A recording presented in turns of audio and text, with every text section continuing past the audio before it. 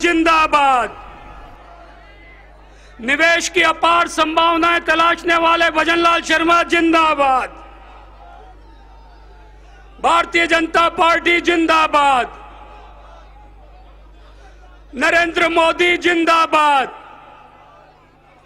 भारत माता की, भारत माता की। मैं दूर तक पीछे बैठे हुए सभी मेरे साथी कार्यकर्ता बंधुओं से निवेदन करूंगा कि एक बार जोरदार जयघोष से माननीय मुख्यमंत्री जी का स्वागत करें। भारतीय जनता पार्टी जिंदाबाद। भजनलाल शर्मा जिंदाबाद। भजनलाल शर्मा जिंदाबाद। नरेंद्र मोदी जिंदाबाद। व्यवस्था बनाए रखें। आदरणीय मुख्यमंत्री जी हम सबके बीच में मंच पर पधार रहे हैं। यहां जो अब उनका स्वागत कर चुके सभी भाइयों से निवेदन है कि वे पंडाल में अपना स्थान ग्रहण कर लें। आदरणीय भजनलाल जी शर्मा साहब हम सबके बीच में जर्मनी और यूके से 15 लाख करोड़ रुपए के एमओयू साइन करके राजस्थान लौटे हैं। जो राजस्थान 9 महीने पहले तक अव्यवस्थाओं के कारण जाना जाता था, आज निवेश की संभावनाओं से लबालब नजर आ रहा है। आदरणीय भजनलाल जी शर्मा का जोरदार स्वागत करिए, जोरदार तालियों के साथ अभिनंदन कीजिए।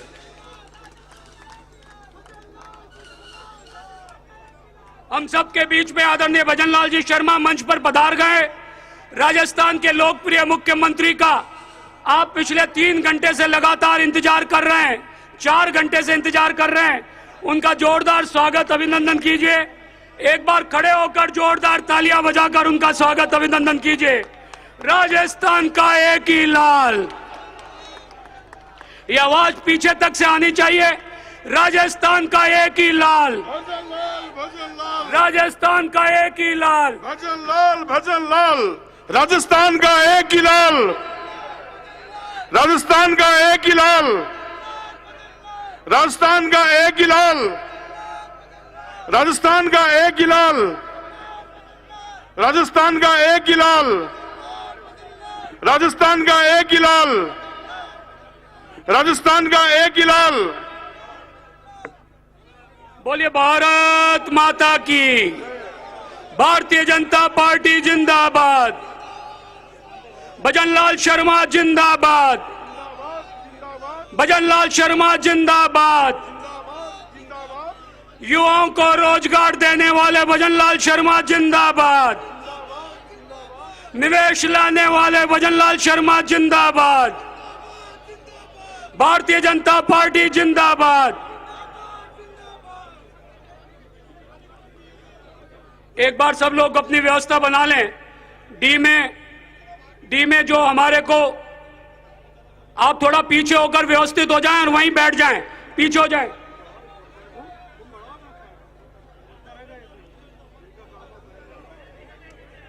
आज के इस गरिमामय कार्यक्रम के अंदर हम सबके बीच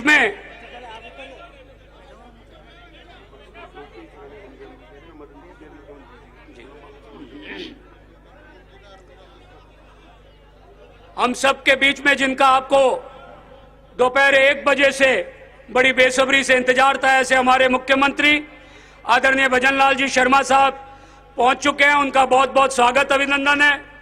इस कार्यक्रम की प्रेरणा स्रोत हमारे प्रदेश अध्यक्ष माननीय मदन जी राठौड़ साहब, उनका भी बहुत बहुत स्वागत अभिनंदन है। मंच पर विराजमान हमारे उप मुख्यमंत्री डॉक्टर प्रेमचंद जी बैरवा, जिनका भी तेजस्वी उद्बोधन हम सबने सुना, उनका भी स्वागत अभिनंदन है। चूंकि आप सब लोग बहुत लंबे समय से इंतजार कर रहे हैं, इसलिए मैं इस कार्यक्रम को आगे बढ़ाते हुए यह आग्रह करूंगा कि आदरणीय मदन जी राठौड़ साहब हमारे प्रदेश अध्यक्ष माननीय मुख्यमंत्री जी का साफा पहनाकर स्वागत करें। माननीय मदन जी राठौड़ साहब से आग्रह।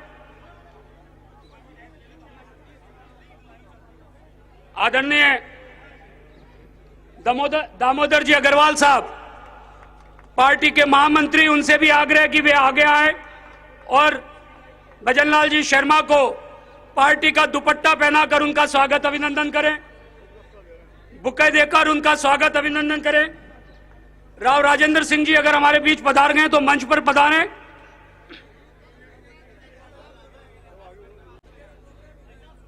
स्वागत की इस कड़ी में मैं आदरणीय मदन जी राठौड़ साहब के स्वागत अभिनंदन के लिए हमारे पूर्व प्रदेश अध्यक्ष आदरणीय अरुण जी चतुर्वेदी से आग्रह करूंगा कि वे उन्हें साफा पहनाकर उनका अभिनंदन करें। आदरणीय अशोक जी परिणामी साहब, वे भी हमारे पूर्व प्रदेश अध्यक्ष हैं, वे बुके देकर आदरणीय मदन जी राठौड़ साहब का स्वागत अभिनंदन करें। आदरणीय रामचरण जी बोहरा से आग्रह है कि वे प्रदेश अध्यक्ष जी को दुपट्टा पहनाकर उनका स्वागत अभिनंदन करें।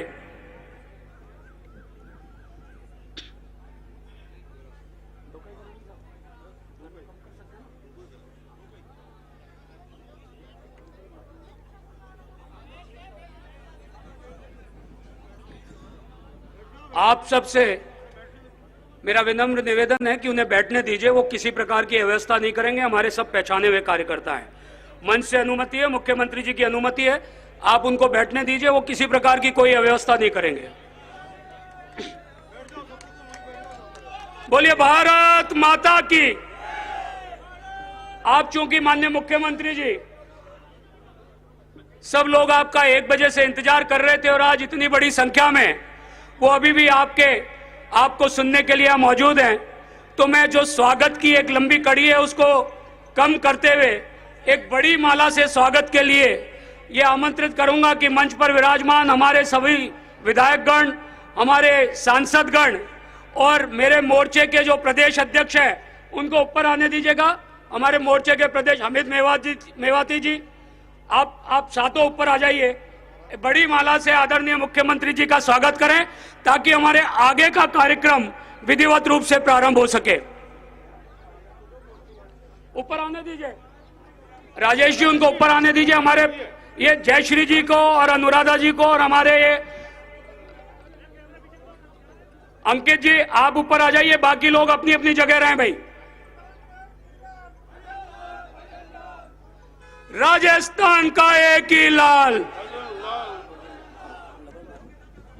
राजस्थान का एक ही लाल, राजस्थान का एक ही लाल, राजस्थान का एक ही लाल। कृपया मैं सभी मोर्चा अध्यक्षों से आग्रह करता हूं, जय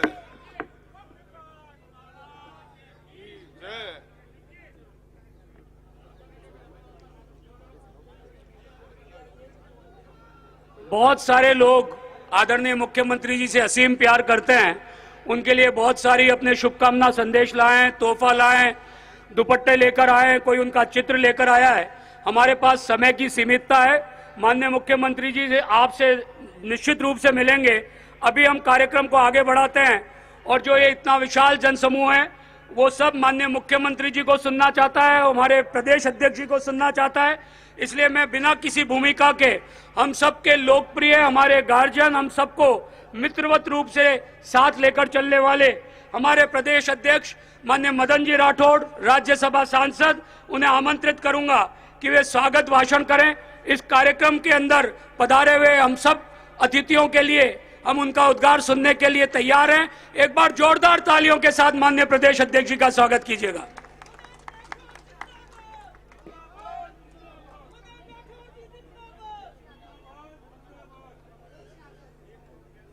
राजस्थान के विकास पुरुष और हम सब के दिलों में जिन्हें बहुत अपूर्व प्रेम, अभूतपूर्व प्रेम हम सब के मन में है, हम सब के चहेते और राजस्थान के विकास के लिए जो सदैव प्रयत्नशील है, ऐसे हमारे परम आदरणीय भजनलाल जी शर्मा साहब, हमारे राजस्थान के सम्माननीय उप मुख्यमंत्री आदरणीय प्रेमचंद जी बैरवा साहब, हमारी पार्टी के पूर्व प्रदेश अध्यक्ष आदरणीय अशोक जी परनामी साहब, आदरणीय अरुण जी चतुर्वेदी साहब, मंच पर विराजमान हमारे लोकप्रिय सांसद राज्यसभा आदरणीय घनश्याम जी तिवारी साहब, मंत्रिमंडल के समस्त सदस्य और हमारी यहाँ की स्थानीय सांसद बहन मंजू जी, पूर्व सांसद रामचरण जी बोरा साहब और मंत्रिमंडल के समस्त सदस्य, सम्माननीय विधायक, जनप्रतिनिधिगण, नौजवान साथियों, बहनों, वैसे आदरणीय भजनलाल जी शर्मा साहब के बारे में आप जानते हैं कि हम सब में से ही और आप आगे बढ़ करके और राजस्थान के सम्मानीय मुख्यमंत्री बने हैं। इसलिए आदरणीय भजनलाल जी शर्मा ये सब जानते हैं कि राजस्थान के इलाके में किस प्रकार की जरूरत है, राजस्थान में किस प्रकार विकास के और आयाम स्थापित किए जा सकते हैं। हम सब के बीच में से ही निकले, प्रत्येक क्षेत्र के कण कण से वाकिफ, किस इलाके को किस प्रकार का विकास चाहिए, किस प्रकार से यहाँ के आम नागरिक का जीवन स्तर ऊंचा उठाने की जरूरत है, किस प्रकार का रोजगार हमारे युवाओं को चाहिए, यह इन सब के मन में है। और इस बात को ध्यान में रखते हुए इन्होंने कई प्रयत्न किए। यह आप सब जानते हैं, क्या आवाज नहीं आ रही है क्या पीछे? ये आप सब जानते हैं कि इन्होंने मुख्यमंत्री बनते ही कई ऐसे काम किए जिनकी राजस्थान की जनता को सख्त जरूरत थी, और उन सब को ध्यान में रखते हुए आपने कई ऐसे काम किए। आप सब जानते हैं, ये अपनी बात अपने मुखारबिंद से कहेंगे, चाहे ईआरसीपी का काम हो, चाहे डब्ल्यूआरसीपी का काम हो, चाहे हरियाणा से पानी लाने का काम हो, चाहे राजस्थान में औद्योगिक विकास का काम हो, चाहे रोजगार का काम हो। आम आदमी को रोजगार की आवश्यकता है, उसके लिए जो इन्होंने प्रयास किया ये आप सबके सामने है। इन्होंने कांग्रेस सरकार ने जो कमियां रखी, जो उनको पता ही नहीं था कि इतनी सीटें और वैकेंसी है, उनको रिक्त और सीटों का पता भी नहीं था। आपने मुख्यमंत्री बनते ही सबसे पहले अधिकारियों को पाबंद किया कि यह आप पता लगाइए कि यहाँ पर कितनी सीटें रिक्त है, ताकि नए नौजवानों को रोजगार दिलाया जा सके। सबसे पहले इन्होंने 38,000 पद सृजित किए और रिक्त पद घोषित किए, और उसके बाद में अभी 90,000 सीटें इन्होंने खोज करके निकाली और उनका कैलेंडर भी जारी कर दिया, टाइम बाउंड प्रोग्राम जारी कर दिया, ताकि हमारे नौजवानों को रोजगार मिल सके। इस प्रकार का प्रयास हमारे मुख्यमंत्री जी ने किया। यही नहीं, इनको मालूम है कि राजस्थान में औद्योगिक विकास करवाया जा सकता है, तो ये सबसे पहले महाराष्ट्र में गए, वहां से 4.5 लाख करोड़ का एमओयू करके आए। 4.5 लाख करोड़ कम नहीं होता। उसके बाद भी ये रुके नहीं, ये गए जापान और वहां जाकर के भी इस प्रकार का इन्होंने प्रयास किया, और वहां से भी एमओयू करके आए और हमने उनका अभिनंदन यहां पर किया था। लेकिन इनका जी नहीं भरा, इसके बाद भी संतुष्टि नहीं हुई कि मेरे राजस्थान को और विकास की जरूरत है। ये अभी गए इंग्लैंड और वहां जर्मनी, वहां जाकर के और बहुत बड़े और एमओयू करके आए, और निश्चित रूप से वो लोग राजस्थान में आकर के यहाँ के विकास में अपना योगदान देंगे। देखिए, मैं आपसे कहना चाहता हूं कि प्रयास तो कई सरकारों ने किए, लेकिन पहले की सरकारें उन एमओयू को धरातल पर नहीं उतार पाई। क्यों नहीं उतार पाई? उसका कारण है कि वो सरकारें स्थिर नहीं थी। कोई टांग खिंचाई कर रहा था और कोई कैंप कर रहा था होटलों में, कोई सरकार गिराने का प्रयास कर रहा था और कोई सरकार बचाने में पूरे 5 साल लगा दिए। तो ऐसी स्थिति में कोई निवेशक अपने गाढ़े पसीने की कमाई डुबाने के लिए नहीं आएगा। लेकिन अब पता है उन लोगों को कि डबल इंजन की सरकार है, देश में नरेंद्र भाई मोदी जी की सरकार है, जिनका पूरा आशीर्वाद राजस्थान के सम्मानीय मुख्यमंत्री भजनलाल जी पर है, और डबल इंजन की सरकार बनी है। दिल्ली में नरेंद्र भाई मोदी जी विकास के लिए प्रयास कर रहे हैं, वो come in India make in India की तर्ज पर काम कर रहे हैं। ठीक उसी प्रकार से भजनलाल जी भी गए और come in India make in Rajasthan की तर्ज पर आपने राजस्थान में और उद्योग स्थापित करने के लिए उनको आमंत्रित किया। निश्चित रूप से उन उद्यमियों को यह विश्वास कायम हो गया कि ये डबल इंजन की सरकार है, ऊपर भी बीजेपी की सरकार, नीचे भी बीजेपी की सरकार, और दोनों की इच्छा शक्ति मजबूत है, दोनों की इच्छा शक्ति दृढ़ है, और इस विश्वास के साथ वो हिंदुस्तान में आएंगे, वो राजस्थान में आएंगे, यहाँ उद्योग स्थापित करेंगे, हमारे इन नौजवानों को रोजगार मिलेगा, यहाँ पर संपन्नता बढ़ेगी, आम आदमी का जीवन स्तर ऊंचा उठेगा और विकास के आयाम स्थापित होंगे, राजस्थान को राजस्व प्राप्त होगा, जिससे राजस्थान का सर्वांगीण विकास होगा। मैं अधिक समय आपके बीच में नहीं रहना चाहता। आज करवा चौथ का त्योहार है। आदरणीय भजनलाल जी ने कहा मत करो, क्यों रोकते हो? करवा चौथ का त्योहार है, लोग नाराज होंगे, लेकिन हमारे जनता जनार्दन और आयोजक हमारे ये जो हमारे यहाँ के और कार्यकर्ताओं ने भी और ये उत्साह दिखाया और ये कार्यक्रम इन्होंने और यहाँ पर रखा, तो मैं आप सबका भी बहुत बहुत अभिनंदन करना चाहूंगा। यदि घर जाओगे तो गालियां तो नहीं मिलेगी, चिंता मत करना, उनको विश्वास दिलाना कि मैं जहां गया था हमारे नौजवान बच्चों को रोजगार दिलाने के लिए ही हम मुख्यमंत्री जी का अभिनंदन कर रहे हैं, इसलिए वो आपको घर में भी डांटी नहीं पड़ेगी, चिंता मत करना, थोड़ा धीरज और रखना। आप सबका बहुत बहुत अभिनंदन, बहुत बहुत धन्यवाद।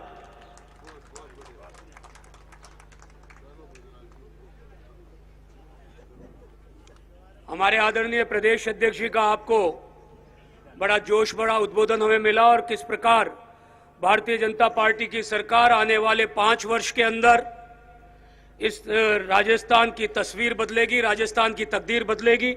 सरकार का क्या रोड मैप है उसकी एक छोटी जानकारी उन्होंने प्रदेश अध्यक्ष के नाते दी। विस्तार में क्या होने वाला है उसकी जानकारी हमें माननीय मुख्यमंत्री जी देंगे। मुख्यमंत्री जी को उद्बोधन हेतु आमंत्रित करूं उससे पहले एक बार मैं स्वागत के लिए आमंत्रित करना चाहूंगा हमारे प्रदेश पदाधिकारी श्री मुकेश जी दादीज, हमारी सांसद मंजू बहन जी, आप भूपेंद्र जी सैनी, राजेश जी गुर्जर, हमारे अध्यक्ष श्याम जी अग्रवाल, राघव शर्मा जी, आदरणीय गोपाल जी शर्मा, बाल मुकुंदाचार्य जी, कैलाश जी वर्मा साहब, महेंद्रपाल जी मीणा एक बार पधारें और माननीय मुख्यमंत्री जी का एक संयुक्त रूप से बुके देकर स्वागत करें। मैं रमा जी चोपड़ा और कुसुम यादव जी से भी आग्रह करूंगा, हमारे हेरिटेज की नवनियुक्त मेयर कुसुम यादव जी।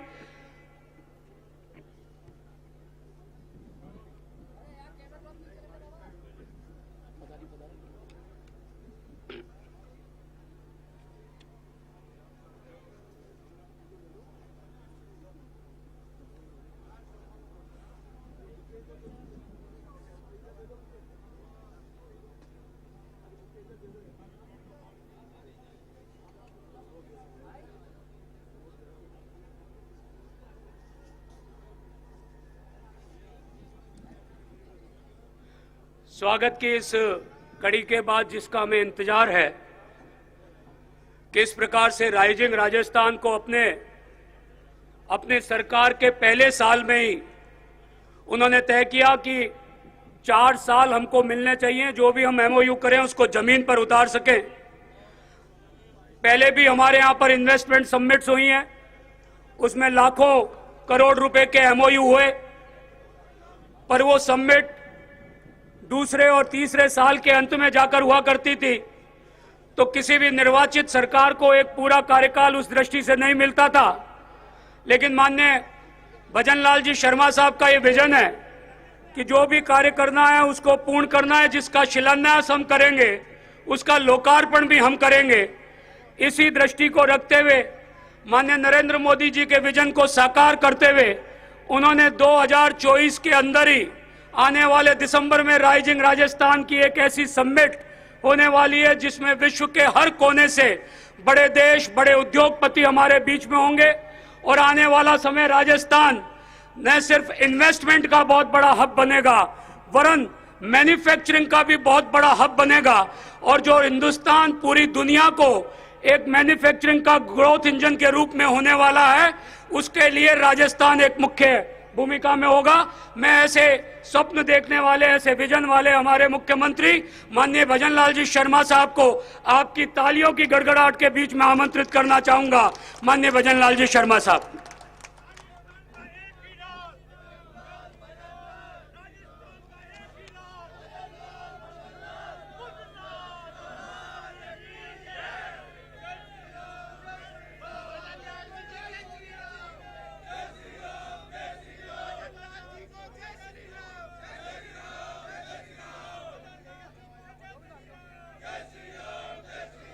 भारत माता की, भारत माता की। पीछे तक आए। भारत माता की, भारत माता की। आज के इस कार्यक्रम में मंच पर विराजमान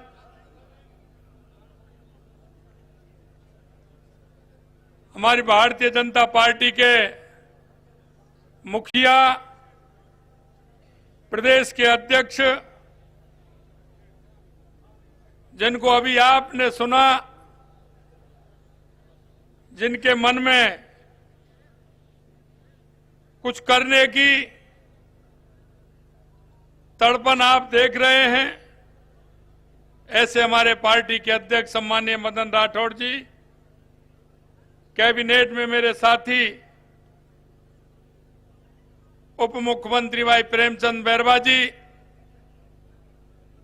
जोगाराम पटेल जी, हीरालाल नागर जी और हमारी पार्टी के वरिष्ठ नेता, राज्यसभा के सांसद सम्माननीय घनश्याम तिवारी जी, हमारी पार्टी के वरिष्ठ नेता पूर्व प्रदेश अध्यक्ष सम्माननीय अरुण चतुर्वेदी जी, सम्माननीय पार्टी के पूर्व प्रदेश अध्यक्ष, पार्टी के वरिष्ठ नेता अशोक परनामी जी, हमारी सांसद बहन मंजू शर्मा जी, भीलवाड़ा के सांसद और हमारी पार्टी के महामंत्री दामोदर अग्रवाल जी, जिला प्रमुख रमा चोपड़ा जी, विधायक कैलाश वर्मा जी, गोपाल शर्मा जी, बाल मुकुंदाचार्य जी, महेंद्रपाल मीणा जी, राम अवतार बैरवा जी, हमारी पार्टी की प्रदेश महामंत्री संतोष अहलावत जी, महापौर हेरिटेज कुसुम यादव जी, उप महापौर ग्रेटर पुनीत कर्णावत जी, पूर्व सांसद रामचरण मोहरा जी, पार्टी के उपाध्यक्ष मुकेश धातिक जी, प्रदेश मंत्री भूपेंद्र सैनी जी, पार्टी के जिला अध्यक्ष भाई राघव शर्मा जी, श्याम शर्मा जी, राजेश गुर्जर जी,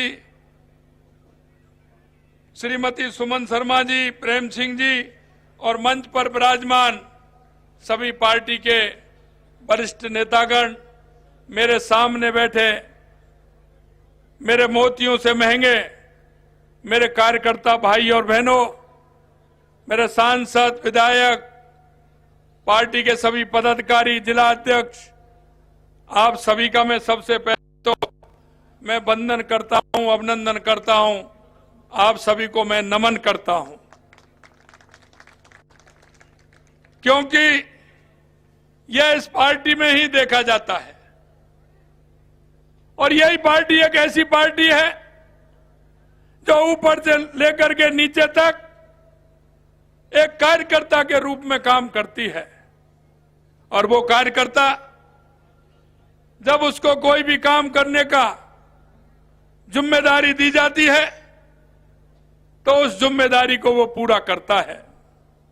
मेरे सामने मेरे कई हमारे विधायक खड़े हैं, कुछ वहां पीछे हैं। मैं आपसे कहना चाहता हूं कि जो पार्टी के संकल्प पत्र में जिसे लेकर के हम राजस्थान की जनता के पास गए थे, हम उस एक संकल्प पत्र को पूरा करने का काम करेंगे, यह मैं आपको विश्वास दिलाना चाहता हूं। आपने देखा होगा हमारा पिछला बजट आया था, हमने राजस्थान के अंदर हमारी 200 विधानसभा है, हमने किसी भी विधानसभा को अछूता नहीं छोड़ा था। हमने जो आवश्यकता थी, जो हमारे कार्यकर्ता ने कहा था, उस आवश्यकता की पूर्ति करते हुए हमने वहां हर विधानसभा में बजट देने का काम किया, हर विधानसभा में बजट देने का काम किया। आपने देखा होगा 15 दिसंबर को हमारी सरकार बनी थी, और मैं आपको ध्यान दिलाना चाहता हूं मेरे भाई और बहनों कि सबसे बड़ी आवश्यकता हमारे राज्य को क्या थी। हमने देश के यशस्वी प्रधानमंत्री नरेंद्र मोदी जी के नेतृत्व में हमने उनसे आग्रह किया कि राजस्थान में सबसे बड़ी बात जो हमें दिक्कत होती है वो पानी की होती है, तो हमारे पानी की व्यवस्था कैसे होनी चाहिए। तो मैं आपको विश्वास दिलाना चाहता हूं कि आपने देख लिया हमारी ईआरसीपी पर हमारी पे एमओयू हुआ, डीपीआर बन गई, कुछ दिनों में उसका उद्घाटन भी होने वाला है और एमओए भी होने वाला है। मैं आपसे एक बात कहना चाहता हूं, हमारा शेखावाटी का इलाका था, माननीय घनश्याम जी भाई साहब बैठे हैं, 40 साल और 50 साल से शेखावाटी यमुना की पानी की मांग कर रहा था। मैंने विधानसभा के अंदर भी कहा, मैंने कहा किसी ने अगर उस पानी की चिंता की तो सम्माननीय पूर्व मुख्यमंत्री और पूर्व उपराष्ट्रपति भैरों सिंह जी शेखावत ने की थी, कांग्रेस के किसी व्यक्ति ने नहीं की थी। और कई लोगों ने मेरे से कहा कि आपने विधानसभा में कहा कि कांग्रेस ने कोई पत्र नहीं लिखा। मैंने कहा आज भी कह रहा हूं, कई लोगों ने कहा था कि उस तारीख को कांग्रेस के लोगों ने पत्र लिखा। मैंने कहा वो पत्र मेरे को दिखा दीजिए, आज तक कोई पत्र नहीं दिखाया, और अगर पत्र दिखाते तो ऐसा नहीं होता, क्योंकि अभी अभी हरियाणा के चुनाव हुए हैं और हरियाणा के चुनाव में कांग्रेस ने जो मुद्दा लिया था, क्योंकि हमारी भारतीय जनता पार्टी की सरकार थी, हमारी भारतीय जनता पार्टी की सरकार ने यमुना का पानी देने का हमसे वायदा किया और उन्होंने एमओयू किया हमारे साथ में, लेकिन कांग्रेस ने हरियाणा के घोषणा पत्र में क्या लिखा वो भी मैं आपको बताना चाहता हूं मेरे भाई और बहनों। मैं इनसे पूछना चाहता हूं कि किस तरह की ये बातें करते हैं। कांग्रेस ने अपने घोषणा पत्र में लिखा है कि जो राजस्थान और हरियाणा के बीच यमुना समझौता हुआ है, अगर हमारी कांग्रेस की सरकार आएगी तो उस समझौते को रद्द करेंगे। मैं हरियाणा में कह करके आया था कि यह तुम्हारा सपना है, जब आओगे जभी तो रद्द करोगे, जब आओगे नहीं तो क्या रद्द करोगे। और मैं कहना चाहता हूं, मैं आपसे कहना चाहता हूं कि इनके मन का भाव निकल गया कि ये कहना चाहते थे कि अगर हमारी सरकार आई तो हम यमुना समझौते को रद्द करेंगे। मैं शेखावाटी के लोगों से जो आए हुए मैं कहना चाहता हूं मेरे भाई और बहनों, इनके मन में यह तड़पन है कि शेखावाटी के लोग यमुना का पानी नहीं पी लें, यमुना का पानी नहीं पी लें। और मैं इसलिए कहना चाहता हूं कि इनका देख लिया आपने क्या किसी तरह की इन्होंने संवेदना अगर राजस्थान के प्रति दिखाई हो। इसलिए मैं कहना चाहता हूं हमने पानी की व्यवस्था सबसे पहले की है, और अब मैं कहना चाहता हूं सबसे पहले अगर मेरी हरियाणा के मुख्यमंत्री जी से बात हुई तो यमुना समझौते की हुई है। हमारा शेखावाटी में पानी आएगा और हमारे शेखावाटी के लोग यमुना का पानी पिएंगे और हमारी जमीन के लिए भी उपयोगी होगा, हमारा उस सिंचाई के लिए भी पानी मिलेगा।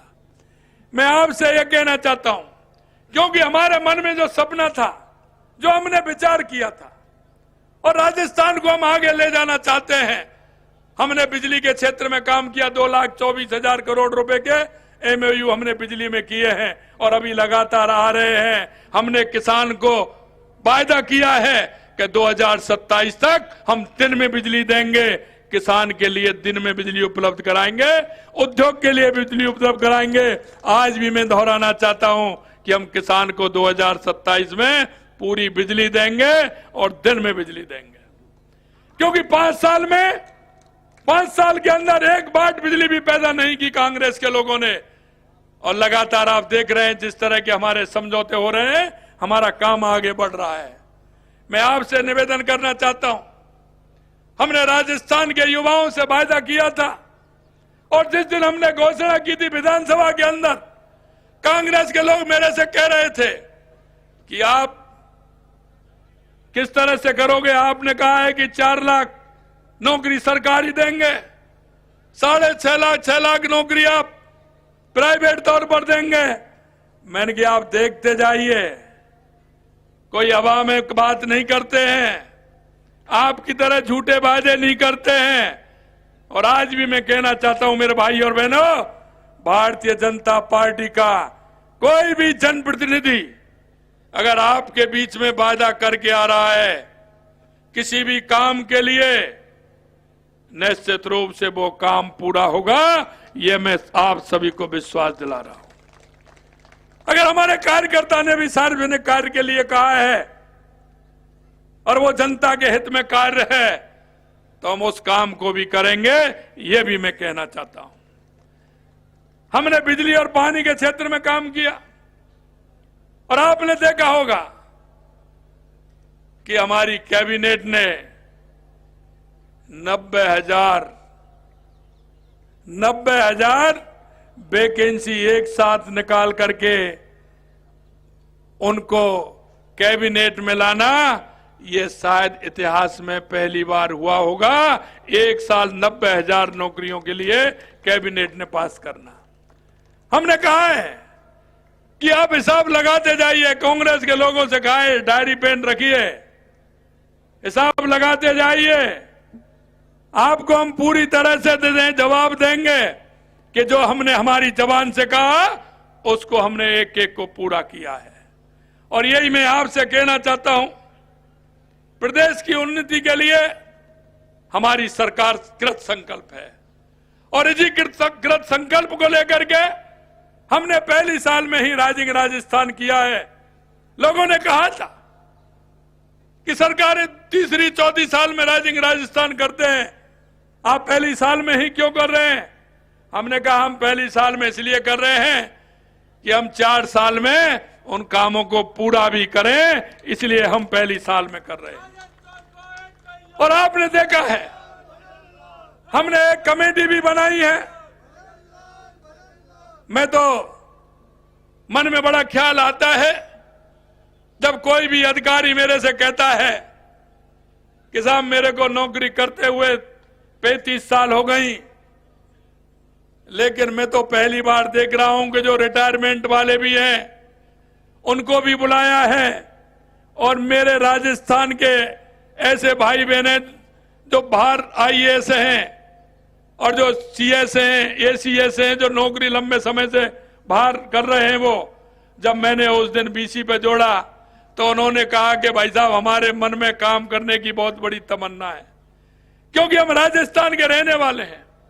कोई भी योजना निकलती है तो सबसे पहले हम पेपर में या टेलीविजन पर हम राजस्थान को देखते हैं, क्योंकि राजस्थान के अंदर हम करना चाहते हैं।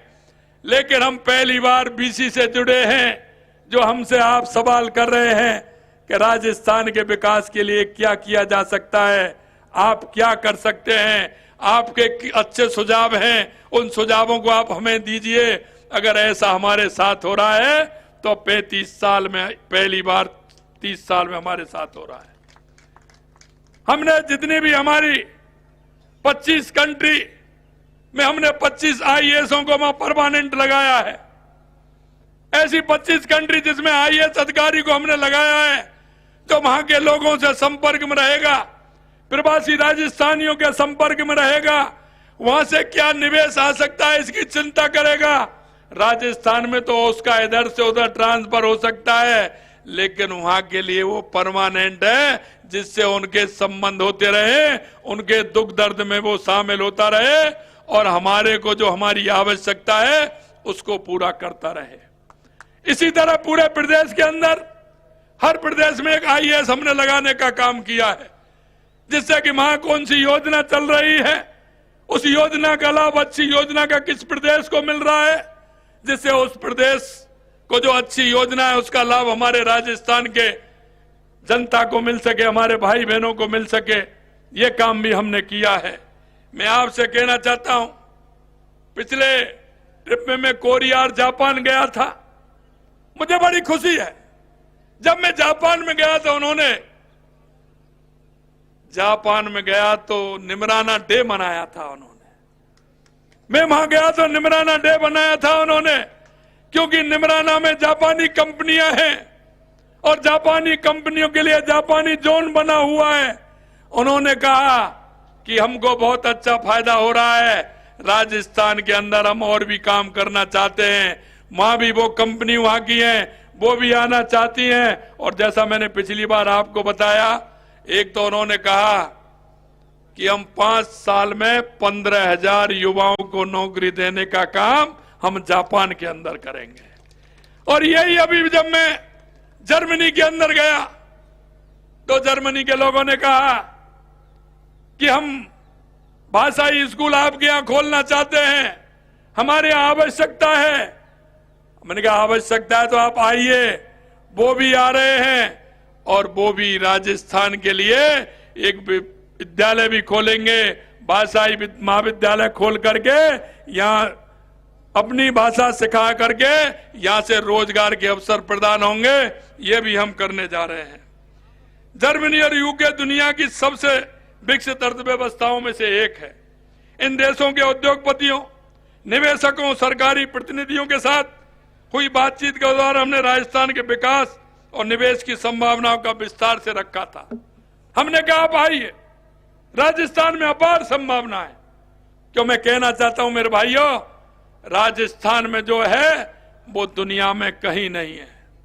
अगर हम मिनरल की बात करें तो राजस्थान के अंदर सोना, राजस्थान के अंदर चांदी, जस्ता, तांबा, क्या नहीं निकल रहा है। राजस्थान के अंदर सब कुछ निकल रहा है। राजस्थान के अंदर तेल निकल रहा है, राजस्थान के अंदर गैस निकल रही है।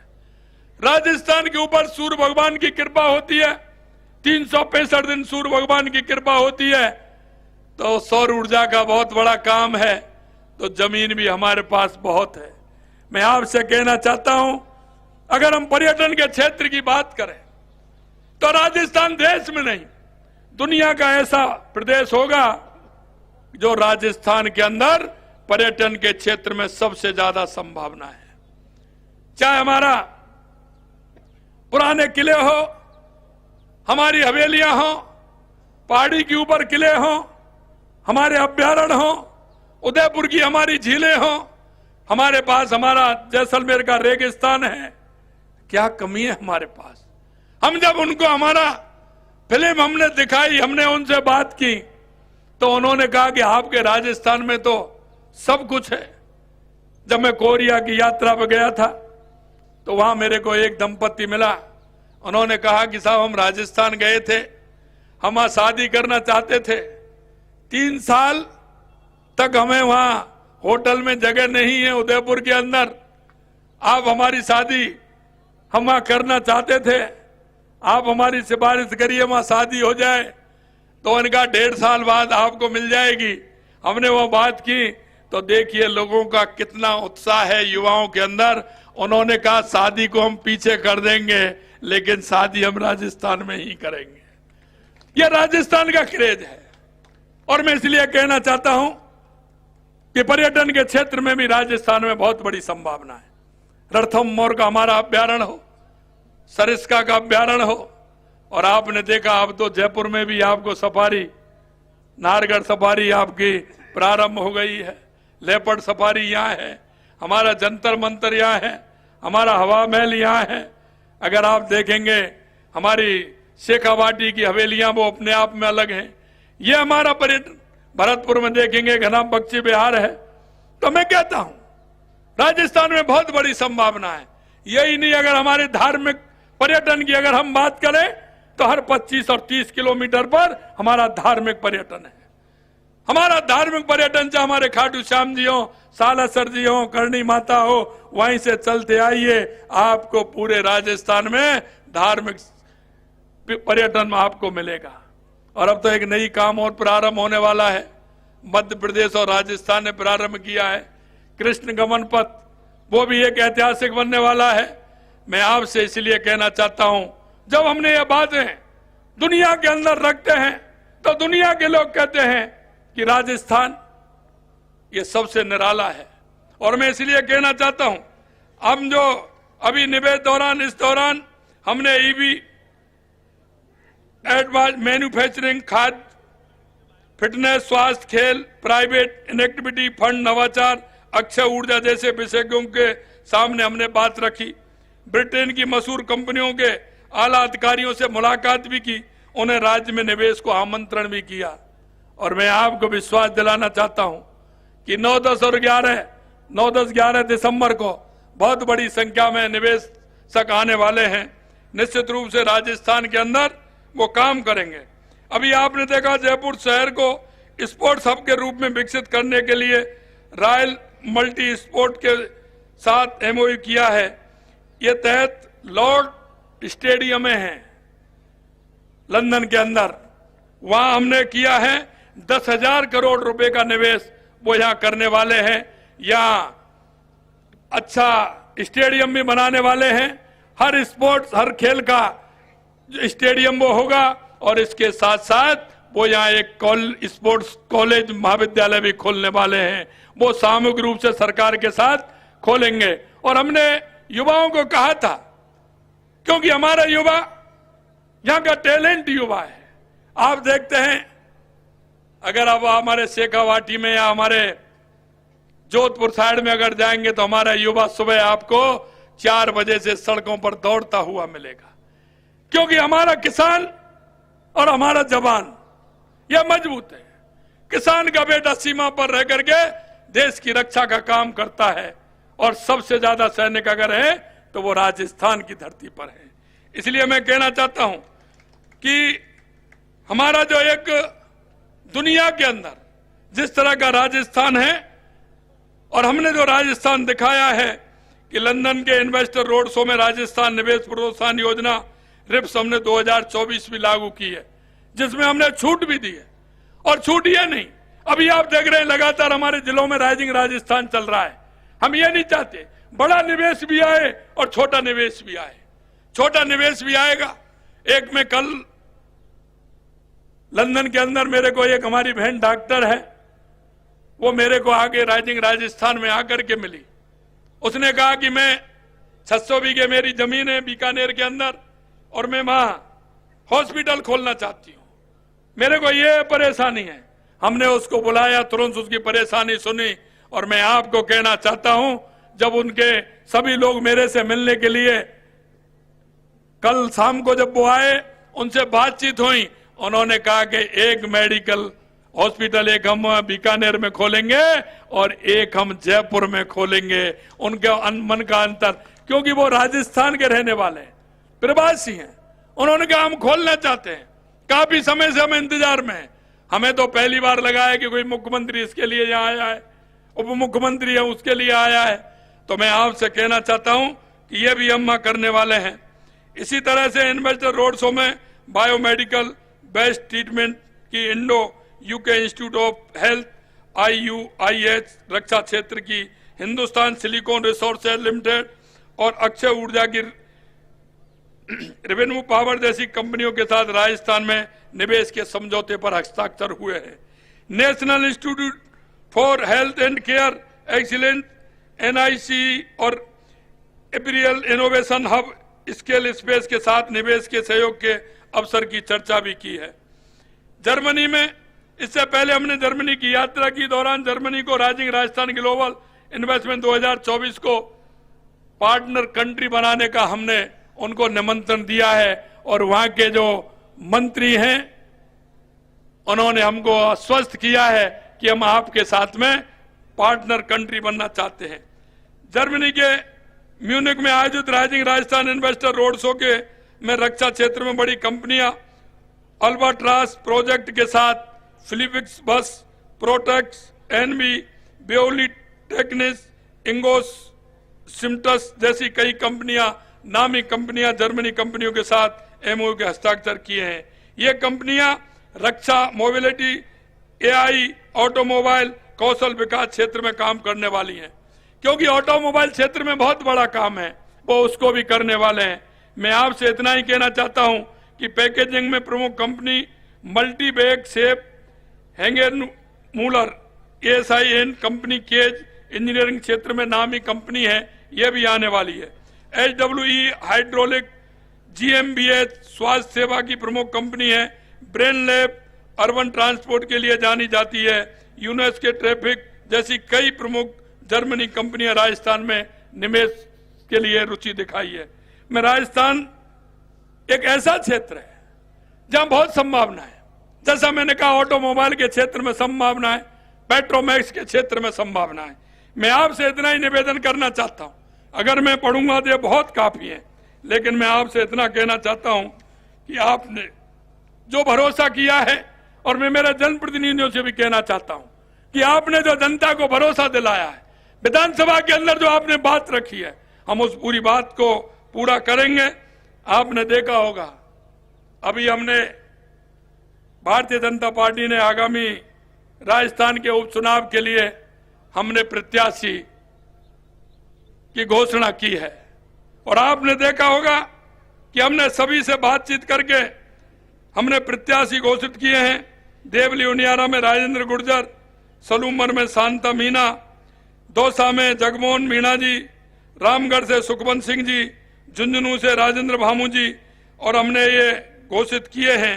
मैं आप सभी से आग्रह करना चाहता हूं कि हमारे वो कैंडिडेट हैं जिन्होंने जनता के बीच में रह करके काम किया है, और मैं आपको विश्वास दिलाता हूं जो हमने काम किए हैं, इन कामों को हम पूरा करेंगे, और हमारे इन क्षेत्रों में हमारा विकास, आपने देखा होगा कोई हमारा वहां जनप्रतिनिधि, क्योंकि वो दूसरी पार्टी के थे, लेकिन हमने ये मन में कहा कि ये विकास तो राजस्थान की जनता के लिए है। देश के यशस्वी प्रधानमंत्री नरेंद्र मोदी जी कहते हैं कि मैं 140 करोड़ जनता के लिए काम करता हूं, और हमारी सरकार राजस्थान की 8 करोड़ जनता के लिए काम करती है। इसलिए मैं आपको विश्वास दिलाता हूं मेरे भाई और बहनों कि राजस्थान एक विकसित राजस्थान बनेगा। आने वाले समय में जो राजस्थान के अंदर जो आपने देखा, बिजली, पानी, उद्योग जो विषय हैं जिनमें युवाओं को रोजगार मिले, और युवाओं को रोजगार मिलते हुए हमारा राजस्थान आगे बढ़े, उत्कृष्ट राजस्थान बने, विकसित राजस्थान बने, ये मन में कल्पना है। निश्चित रूप से आपका ये आशीर्वाद, आपका ये लाड, आपका ये प्यार, और आपका ये अंदर की जो भावना है, मैं आपसे कहना चाहता हूं मेरे भाई और बहनों, हम उस भावना को पूरा करेंगे, ये मैं आपको विश्वास दिलाता हूं। अंत में मैं आपसे इतना कहना चाहता हूं, मंच पर विराजे सभी वरिष्ठ हमारे नेतागणों से भी मैं आग्रह करना चाहता हूं कि राजस्थान की जनता को जो संकल्प पत्र में हमने वायदा किया है, हम उस वायदे से आगे काम करेंगे। उस वायदे को तो पूरा करेंगे ही, लेकिन उससे भी आगे काम करेंगे, यह मैं विश्वास दिलाना चाहता हूं। आप सभी लोगों ने मेरा इतना बड़ा स्वागत और सम्मान हवाई अड्डे से लेकर के यहां तक किया है, मैं आपको बहुत बहुत धन्यवाद और साधुवाद देता हूं, और आपसे यही अपेक्षा रखता हूं कि भारतीय जनता पार्टी का कार्यकर्ता हमेशा की तरह, जिस तरह से खीवसर विधानसभा से हमारे रेवत राम जी डांगा साहब हमारे प्रत्याशी हैं, और मैं आपसे इतना कहना चाहता हूं मेरे भाई और बहनों कि आप सभी का सहयोग रहे, आप सभी पूर्ण रूप से काम करें। और इतना ही मैं आप सभी से कहना चाहता हूं, आप सभी लोगों ने यहां आकर के मेरे को जो एक उत्साह और उमंग दिया है, उसके लिए मैं आप सभी को धन्यवाद देता हूं। आज धौलपुर के अंदर एक घटना हुई थी, घटना बहुत दुखी करने वाली थी और हम इसमें भी काम करेंगे कि ट्रांसपोर्ट के क्षेत्र में हम, क्योंकि ओवरलोड जाते हैं, दिक्कत रहती है, परेशानी आती है, मैं उन सभी से कहना चाहूंगा कि इस क्षेत्र में भी काम करेंगे। और जो आज दुर्घटना में जो हमारे परिवारजन गए हैं उनको संवेदना प्रकट करता हूं और निश्चित रूप से ऐसे परिवार को मैं कहना चाहता हूं कि उनकी इस दुख की घड़ी में ईश्वर साथ दे,